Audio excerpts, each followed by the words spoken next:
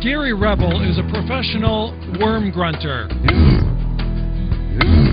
Gary and his colleagues are up before sunrise every day, working deep in the Apalachicola forest in a place called Tate's Hell.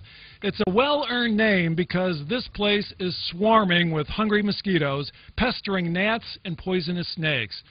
These professional grunters use an implausible method to catch worms that even they admit is like magic.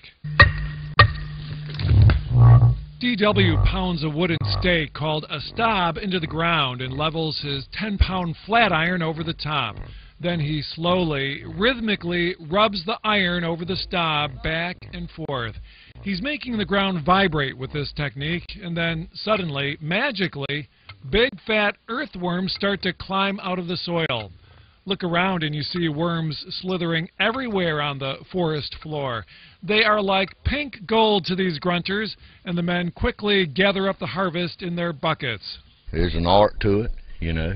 I've tried to teach people how to do it, you know, and they just give up. They say they just don't understand how we can get these worms out of the ground with this stuff.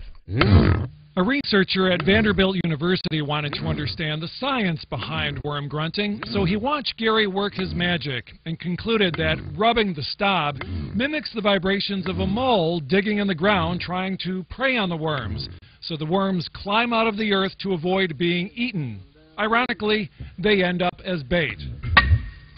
The worm grunters make about $25 a bucket. They say they're not getting rich, but it pays the bills. You have to be really determined, you know, and it's got to be in your blood to do this kind of work and be comfortable in the forest like we are.